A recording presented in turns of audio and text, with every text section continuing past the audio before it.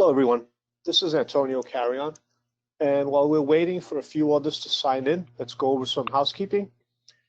Everyone has been placed on mute to keep the background noise down. However, you can Muted. any questions you have throughout the webinar using the questions field in the toolbar of your GoToWebinar. We will answer the questions at the end of the presentation.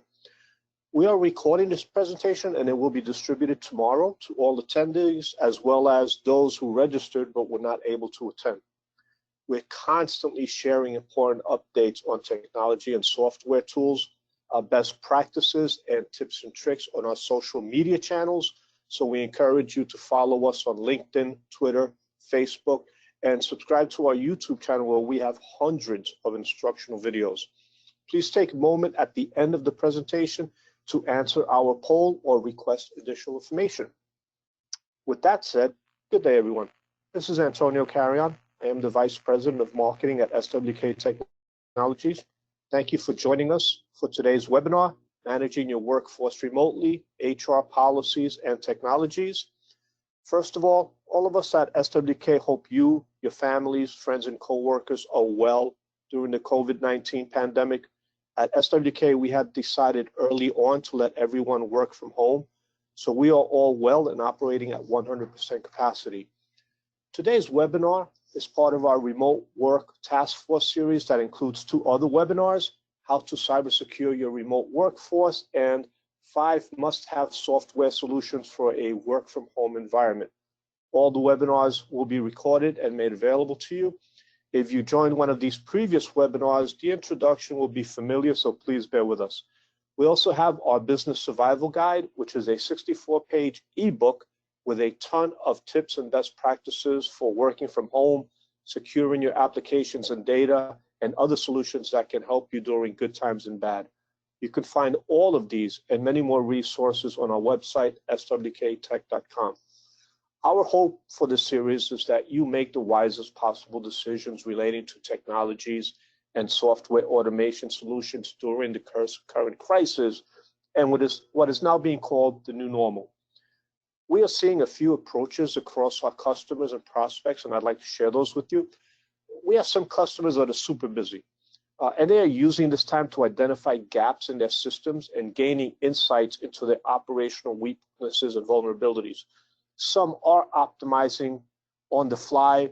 Others are waiting for the demand to slow down before they update or upgrade their current technology stack or totally migrate to a new system. We have other customers whose businesses have slowed down.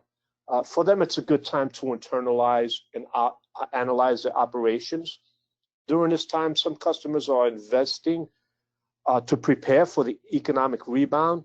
And if you have an optimistic view, this is a good time to upgrade or fortify. If you have an optimistic view and strongly believe that there are solutions that will help you with benefits, but you're concerned with cash flow, we understand that.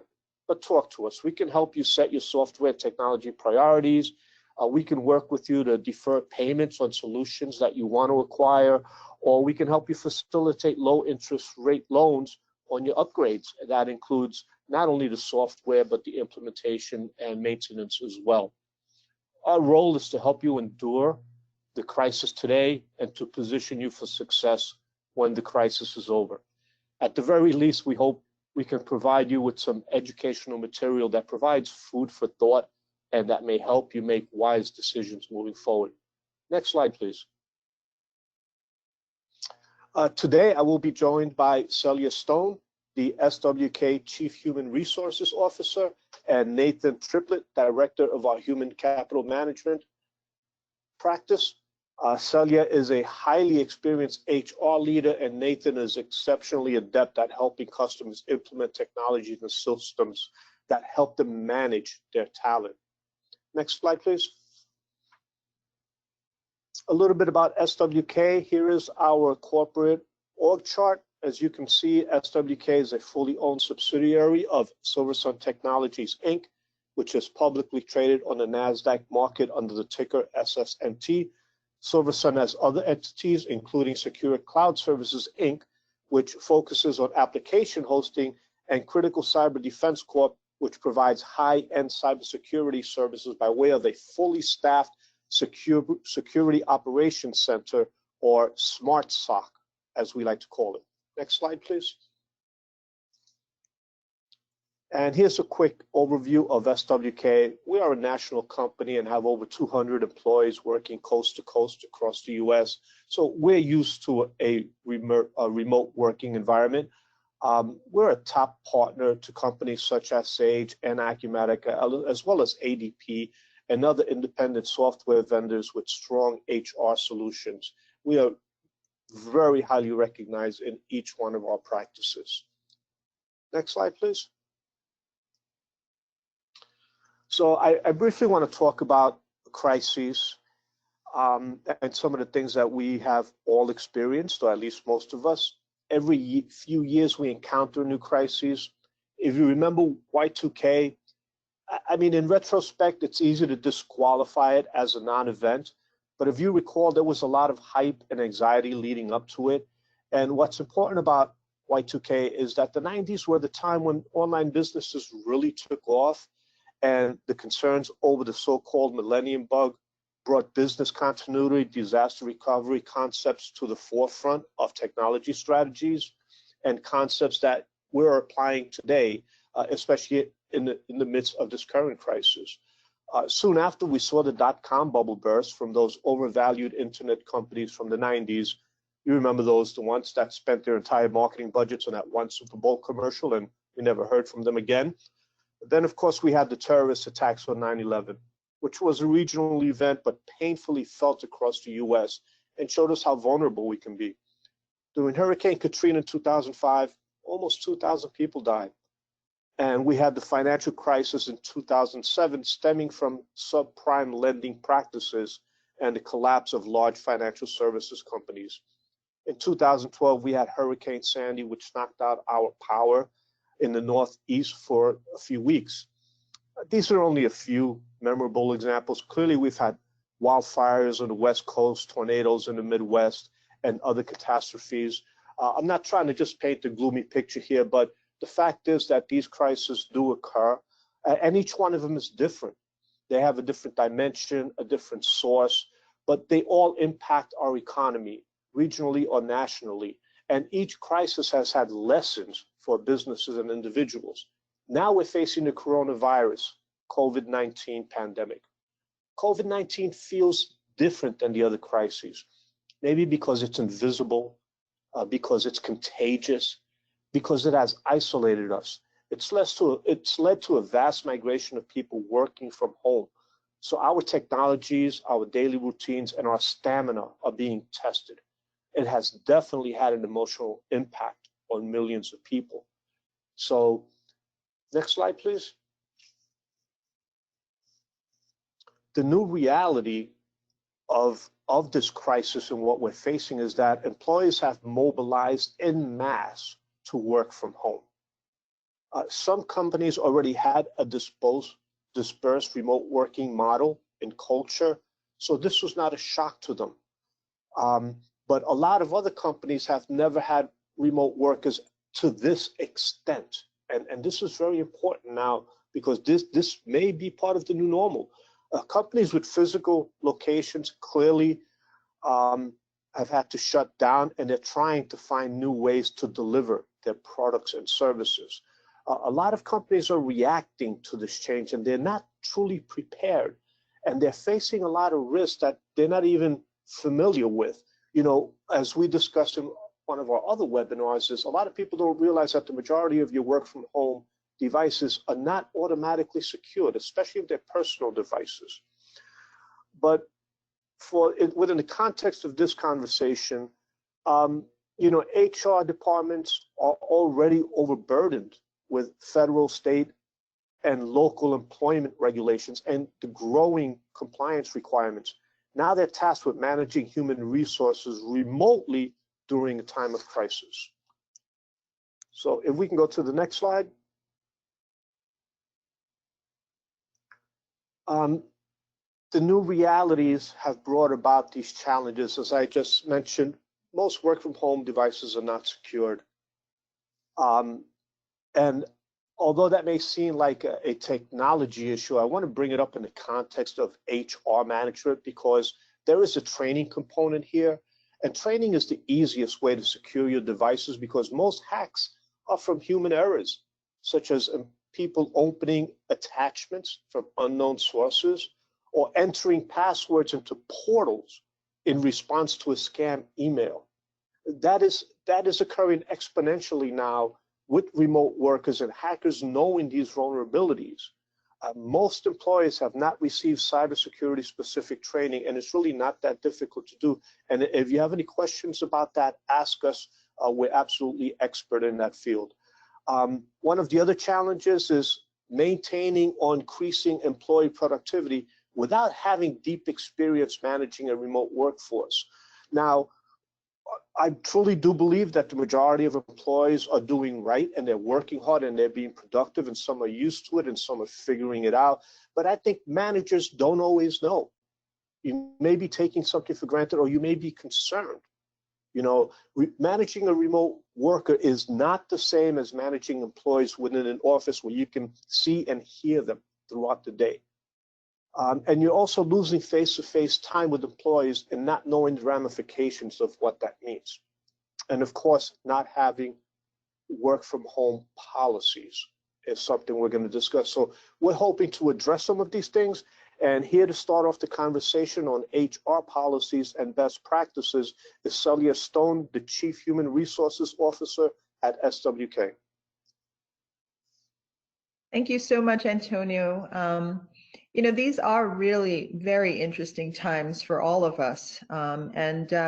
You know, my HR colleagues are feeling the weight of all the changes happening around us. However, many of us have been trained to deal with crises and to support organizational changes. So we are really poised to meet even these new and unprecedented challenges. The operations of managing human capital, specifically in this case, remotely, requires an enormous amount of collaboration and know-how to effectively navigate various factors that exist, such as the regulations, whether it be state, local, or federal, you know, the active network infrastructure, and definitely having a robust IT team to support those systems. Here we've listed, you know, 6 topics of consideration. Obviously, it's not exhaustive, but hopefully this is a start for your human resources teams, your administrative or operational teams, to begin to consider when managing a remote workforce. Number 1, you have clear guidelines on telecommuting practices. For many organizations, the concept of remote workers had never been a subject broached for various reasons. So having to be thrust in the middle of a crisis and then being forced to make this transition has obviously been difficult. A good place to start is with your expectations of your newly formed remote team. Because quite frankly, if you don't express your expectations clearly, your teams may not only create their own guidelines, but these guidelines may differ from what you may have in mind for optimal productivity. Having those clear guidelines for telecommuting practices really is making sure that your employees know exactly what is expected of them while working from home. There are compliances that we need to take into consideration. There are things like work hours or compensation, eligibility for working from home, supplies, workspace, and definitely the liability that exists from working from home. Now, working in an office space, there's obviously liability there as well, but it's a little bit more controlled from an employer standpoint. Now, with the change to working from home, that liability not only changes, but increases exponentially. So considering the liability from working from home is definitely important when putting together those telecommuting practices that you're going to be sharing with your remote workforce. Number 2, the inventory of any equipment given to employees. Might seem like a very simple thing, but it's something that many companies overlook. A list of all company property really that's granted to employees to enable them to effectively work from home really should be captured somewhere. So working jointly with your IT team to create a centralized list of equipment that an employee has been issued is going to be really important.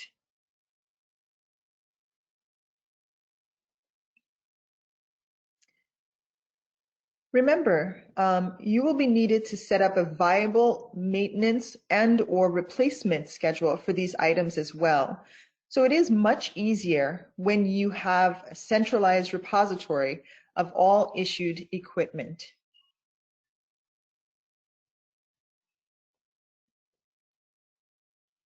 Number 3, policies, best practices for cybersecurity.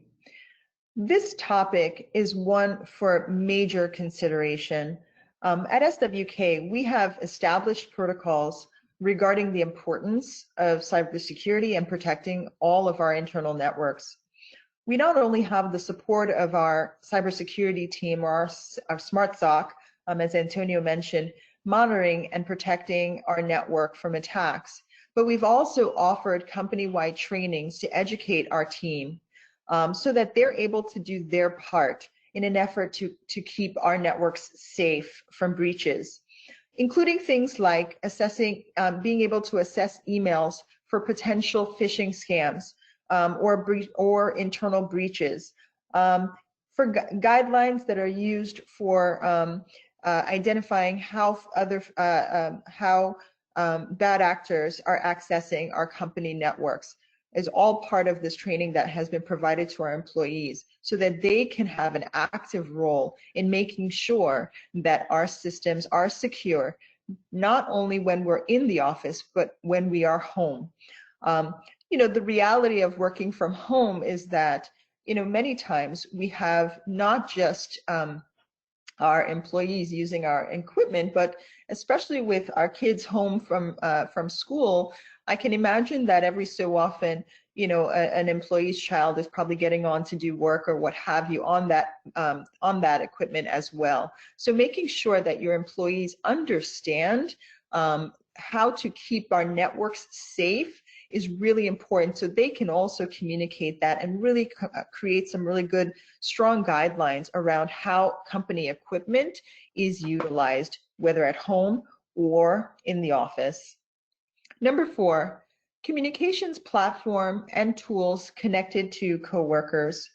At SWK, we have always had a pretty substantial remote workforce, and have found that one of the easiest ways to keep employees engaged is to give them a venue for collaboration and connection.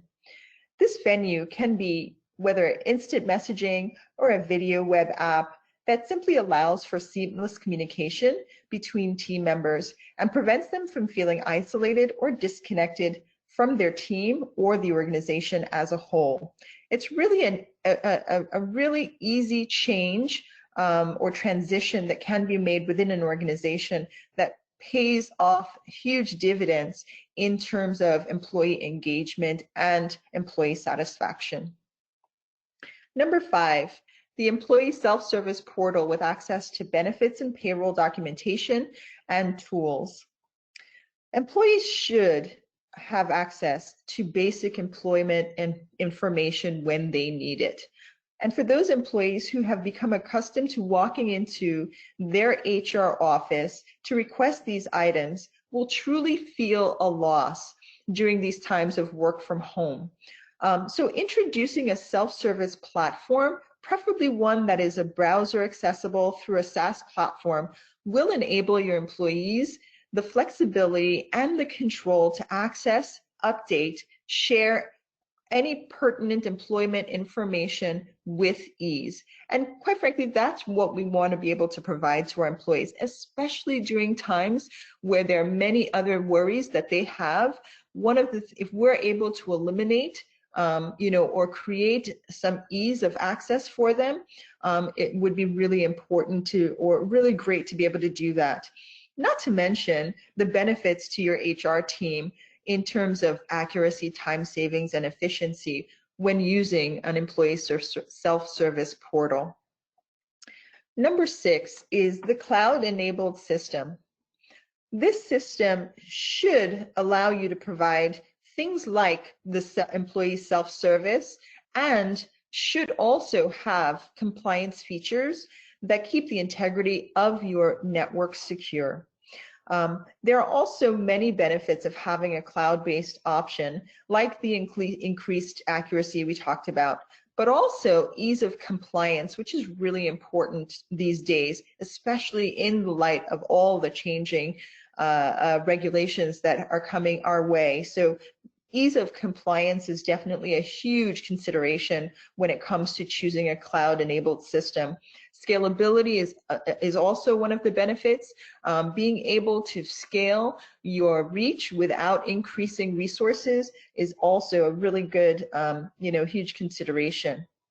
This system should also have mobile access. As we know, we are not only working from home, but we work many times on our smartphones. So having a cloud-enabled system that allows for mobile access would also increase productivity, allow the flexibility that we need at times to be able to stay connected, stay productive, and feel like we have ease of access to all information that's being channeled down to us. Next slide.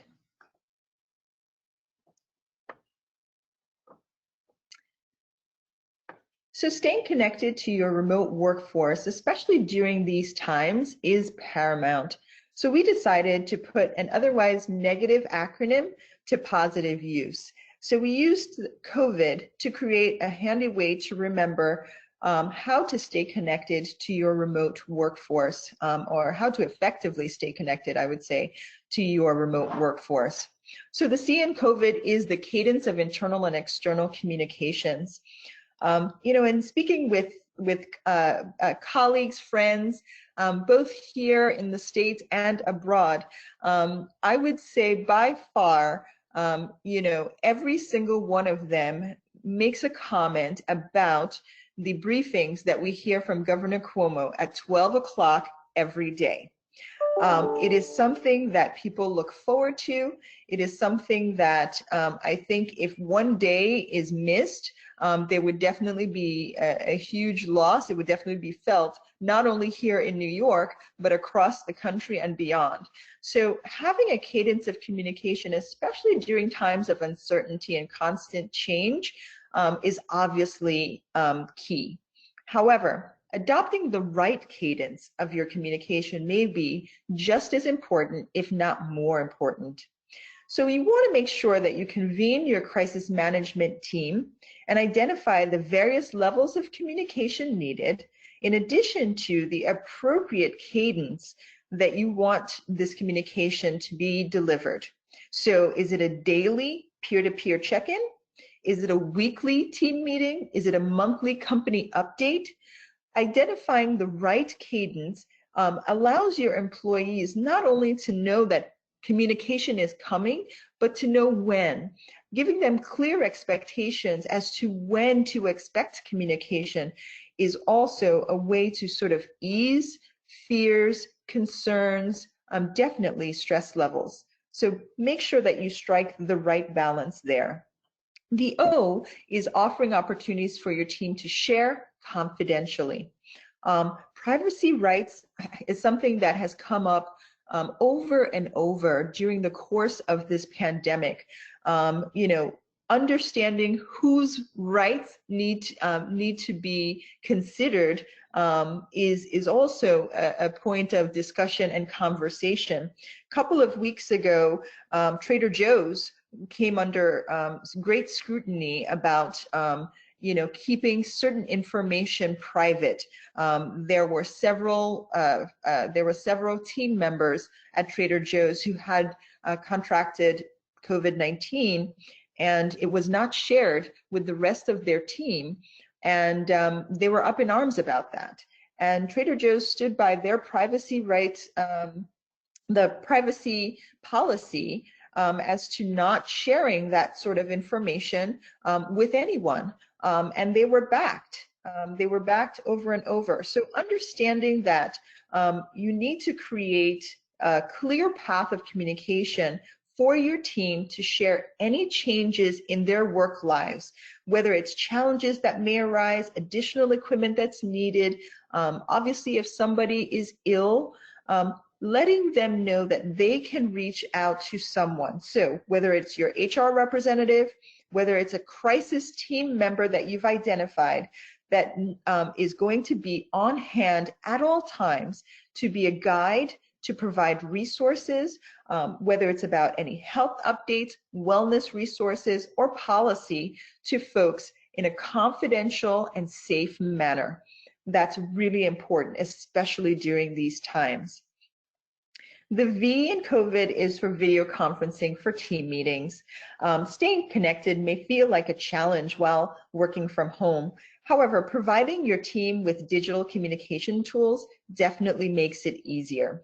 So transition all your team meetings to video conference using tools like Teams or Zoom or GoToMeeting or whatever it is that you have in place at your place of business. If you don't, definitely consider setting something up so that there is an availability for video conferencing. And why leave it at team meetings alone? Take it beyond. Here at SWK, we have virtual happy hours, we have virtual lunches, and it's really a fun time for folks to connect in a real way that's not necessarily about work, but really connecting with them as human beings, as part of families, as caregivers for loved ones, etc.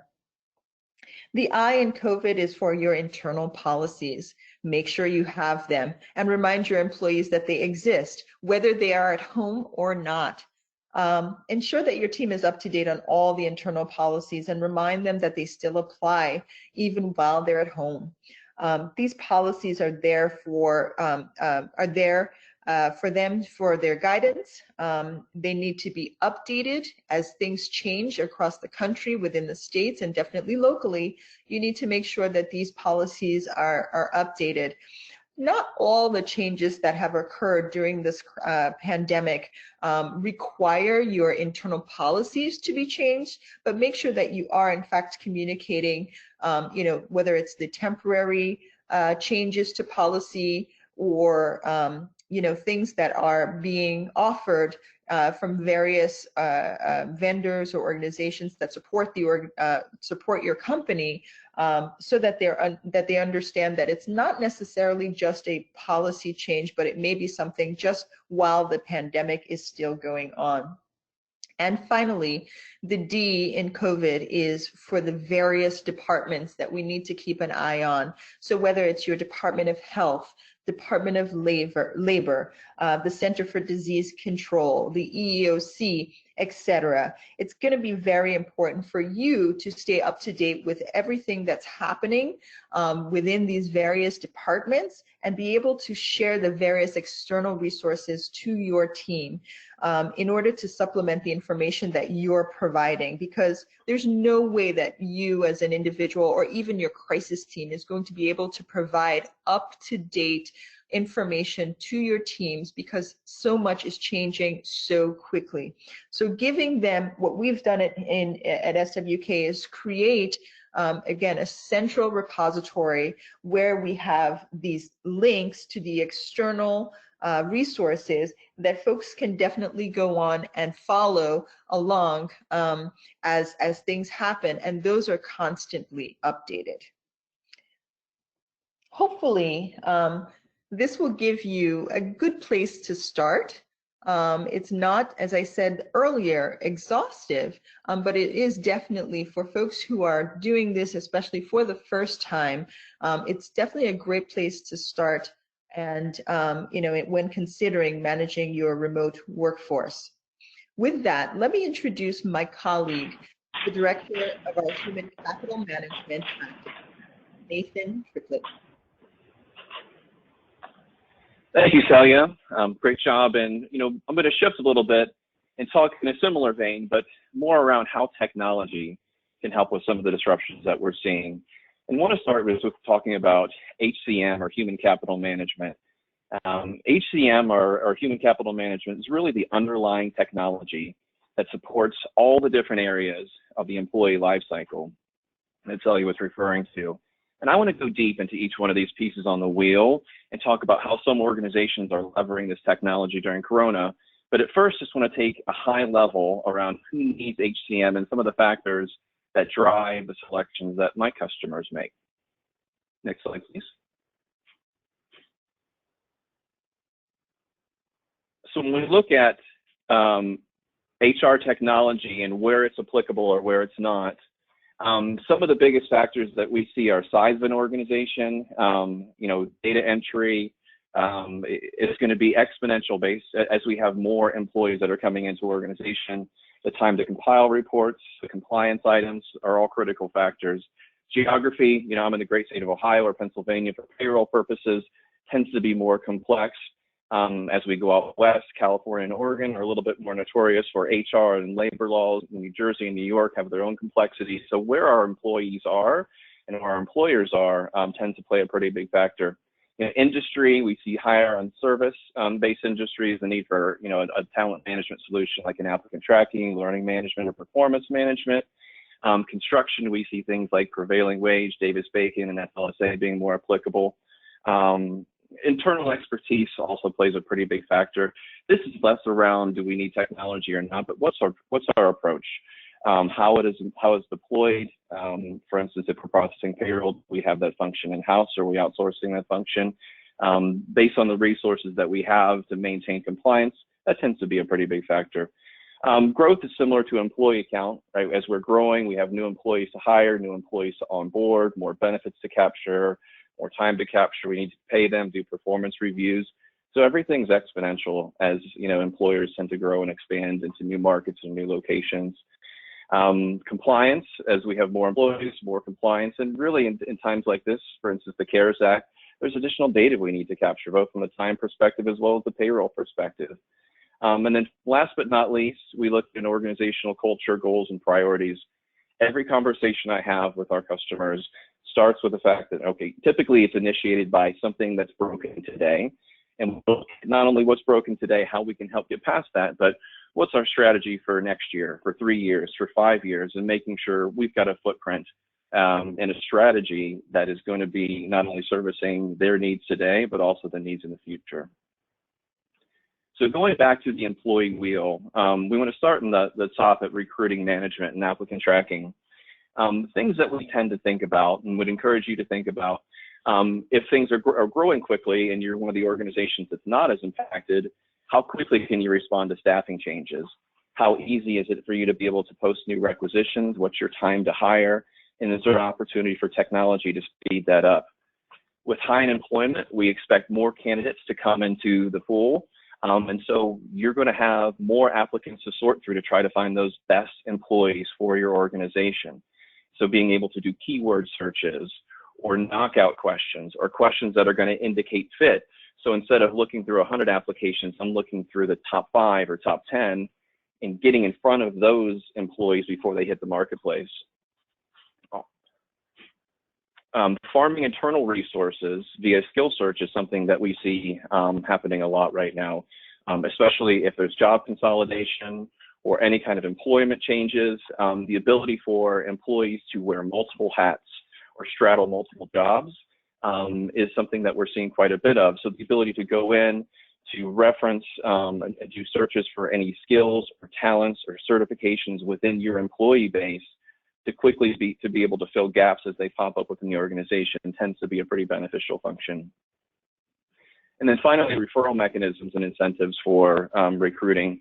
I browse my LinkedIn daily and see first, second, and third level connections with folks that are recommending or looking for opportunities, and having mechanisms in place where employees can easily refer talent to HR or to the recruiter within the organization, and have some reward for that tends to be a nice thing, a nice consideration, and an opportunity to bring really good and well-connected talent into the organization. When we think through workforce management, moving clockwise, organizational charts for connectivity, something Celia alluded to, making data and information easy to distribute to your employees and to your managers and easy for them to consume is critical. We see a lot with organizational charts today in business modeling, running what-if scenarios. I've read some statistics that 25% of employees have either had a pay decrease, furloughed, been terminated, layoffs, whatever it may be. So a quarter of the workforce is impacted, and as organizations are making those very, very tough decisions, the ability to do some modeling, the impacts both financially as well as the employee manager hierarchies and what those would look like in different scenarios tends to be very helpful. We mentioned a central repository for employee information before. With remote work, especially as we're decentralized, it's a critical function. The folks that are processing payroll, that are running HR, that are keeping your organization compliant, to have the same information for all of their employees across all locations and know what that single truth of data is, and to not have it living in a filing cabinet, is really, really critical, especially as we exceed thresholds of 25 and 50 employees.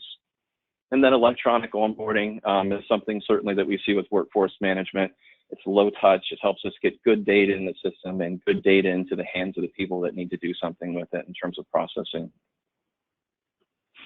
Performance management is something that I just feel really passionate about, because coaching is going to shift from in-person to being remote, and building structure around those interactions is absolutely critical. I think it's a lot easier when you're in the same office and you can look in the whites of the eyes of your employees to have conversations and this understanding around what does success look like, how are we measuring success? And then from an employee perspective, that anxiety, am I doing enough, right? And there's no one looking over my shoulder, seeing me sit in that chair and working on my computer, seeing me on a phone call. And so the ability to have a tool that allows for structured conversations, to set expectations, to define success, is something that can not only help your organization, but help ease anxiety in a time of very high anxiety within the workforce. And beyond that, we have those structured conversations, a structured dialogue, and clear expectations. When change is required, performance data can help us with really tough decisions when they do need to be made, right? Ensure we're paying for performance, or if tough decisions do need to be made with employment, we have data to back up the decisions that we're making in the direction that we're taking as an organization. When we think about compensation and benefits, we talked about from a benefit perspective, low touch enrollments. Many organizations on the HR side are running pretty lean as it was, and so if there's any further disruption there, the ability to electronically capture elections, pass that information through to payroll, so we're taking the appropriate amounts for employees, and also pass it up to the brokers. That efficiency, especially as we get above 100 employees, tends to be even more beneficial. Compensation and management is going to allow for modeling of increases and decreases, again, in conjunction with those organizational charts, run what-if scenarios for you. And then pay for performance is something that we also see pretty strongly in this area. Learning management, we talked a little bit about the training that we've done internally, the cybersecurity training, and I, for one, can attest, right? I've been a remote worker for 10 years. I've worked on computers for as long as I can remember. But going through that training, it's just another reminder, right, that as good as that $20 gift card to Starbucks sounds, it's probably a pretty risky click to go to that link and see what happens. So it's a useful thing to be able to do those proactive communications. But beyond that, you're building key competencies for the unknown, or helping to sharpen the knife in situations like this where maybe there's some disruption of business. We look strongly at retention, which we don't see as much disruption in retention right now, but when the economy does turn, I expect there's going to be lots of openings. So focusing on retention, and focusing on not only retention, but career paths and their ability to drive retention within an organization, and take the time, if you're one of those organizations that's impacted, to really take a step back and think about the paths that you have within the business, the tools that you use to support them, whether it's technology or not. It's a really important thing. Statistics have shown for employees within the workforce today. When we think about attendance and payroll management, following the wheel along, we're obviously going to have fewer people punching a clock, but people are still punching in and punching out. There's obviously privacy concerns, as Celia alluded to there, but be able to quickly note if there is someone who's ill or fell ill during the course of a shift, who else was working with that individual. Having mechanisms in place as typical employee schedules are disrupted, to manage full-time versus part-time employees, or to control overtime if we have employees working extra, if we've had some layoffs or furloughs. So the ability to have schedules in the system so we can proactively see, I've worked 8 hours this week, I'm only scheduled for 20 more. If I don't get to a few more hours, I'm going to fall into part-time status. And to be able to, before that happens, to take action is something that employers have found to be beneficial. From a time off perspective, obviously we have new codes that are associated to COVID, but just in general, I see, a future state of HR, sick time and PTO when folks are sick, not showing up to work, and to be able to easily request that time off, notify managers, and adjust internally. I think those conversations are going to be a lot less contentious just in general across the workforce. And we're going to see a lot more encouragement from employers to make sure if you're sick, stay home and get healthy, and having the ability to easily communicate that, account for it, ensure we're not disrupting business operations is a function of time management that I see becoming more and more prevalent. When we think about payroll, obviously we have the CARES legislation and tracking, which is critical.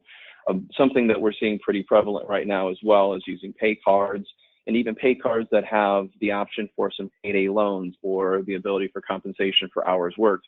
Something one of our partners, ADP, does, and regardless if you're a customer or not, that's something that employers can take advantage of.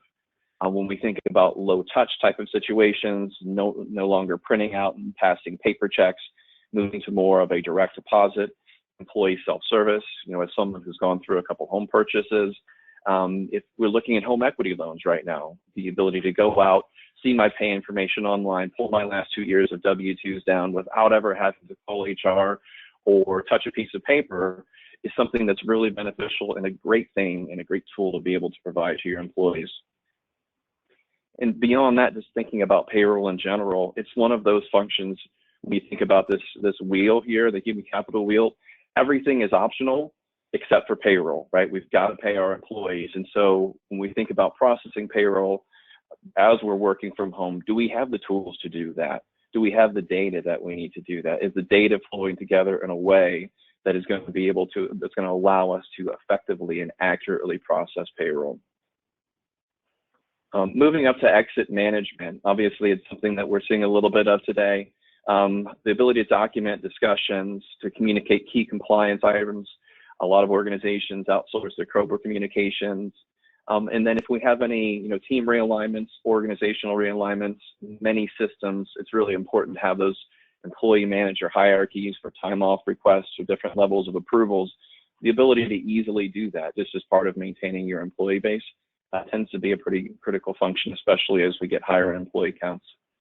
And then finally, we think about compliance management. It does not stop. Best effort is going to be good enough for some organizations and some entities. But if I think about HR professionals and payroll professionals in general, most aren't going to see that as a very effective strategy. And so again, going back to, do you have the systems that are going to support you? Do you have the big blue book for your OSHA logs, or can that be done and captured electronically? Different things to consider that in the new reality can be beneficial and help maintain compliance as an organization. Next slide, please. So kind of in summary, the things that we like to think about really are the employee and admin accessibility. Do we have the information in front of our employees that they need to act on, that they need to be able to capture time to do their onboarding, to see their pay information, and certainly from our admins, having the right level of access to the systems, to the technology, to be able to process accurately and effectively. We think about the benefit of unifying platforms for employee experience. Example, my oldest, I have an 8-year-old son, and he's in 2nd grade, and he has 5 or 6 different websites that he has to go to do his 2 hours or 3 hours of work a day. So a lot of burden falls on him and the parents, right, to make sure we're managing all that information. While the tools are incredible, the way they're delivered to us makes it just a little bit of a hectic process. And so with a lot of these technologies and processes that we can build more of a unified experience, not only for your employees, but for the folks that are administering your system, which just helps ease anxiety and usability all the way around. And then finally, as certainly we're an ERP-based organization, it's a critical function within our technology.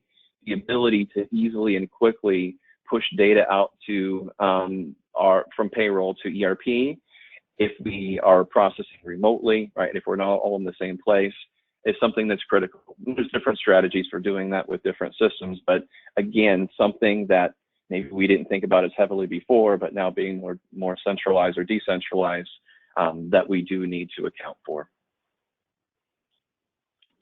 Next slide.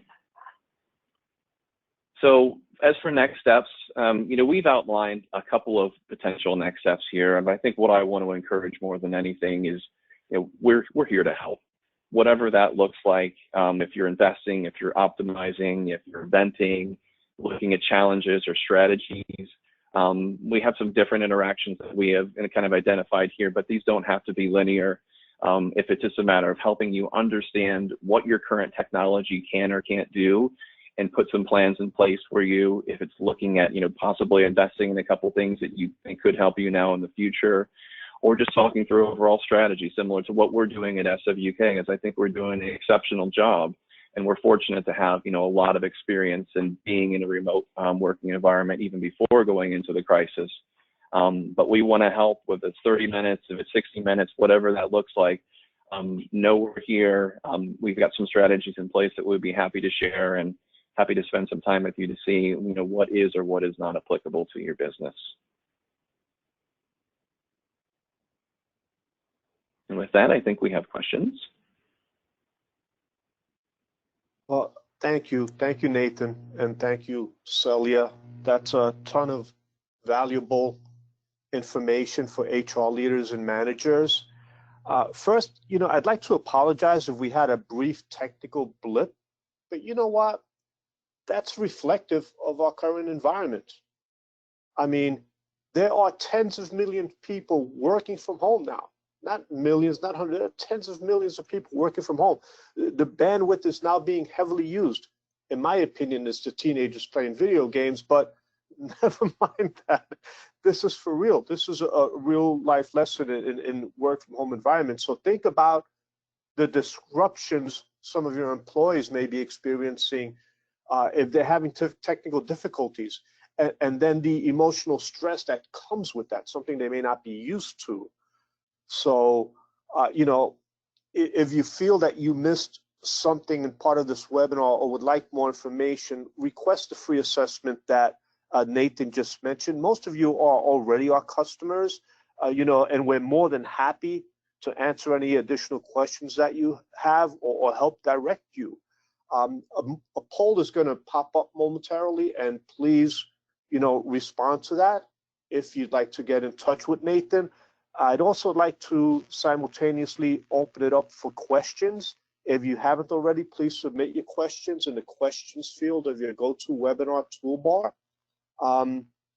And as you can see, the poll is up. It's only one question, and we do have someone who submitted a question. We are currently an SWK customer with a remote workforce using laptops.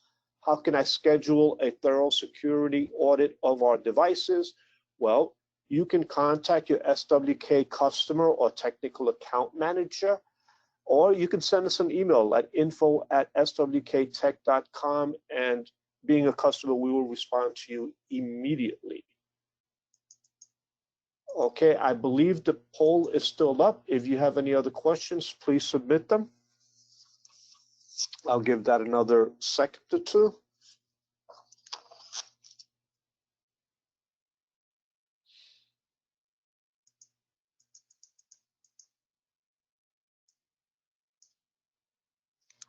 Okay, again, thank you, Celia and Nathan, and thank you for attending, everyone. We truly appreciate you being part of this with us during this very trying time. Again, if you have any further questions, email us at info@swktech.com. If you have any concerns or need immediate help, as I said, we're at 100% operating capacity. Go to our website, swktech.com, and download our free business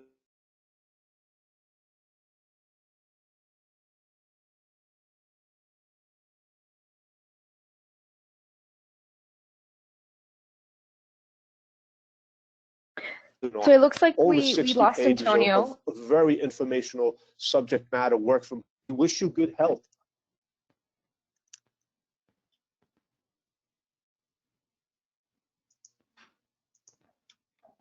Okay, did you get me back now? Yes, we got you. We missed the part about the business survival guide. So just to recap, we do have a 64-page guide available on the website. So please feel free to take a look, download it if you haven't already, and reach out to us if you have any questions or you need guidance. Thank you so much for joining us.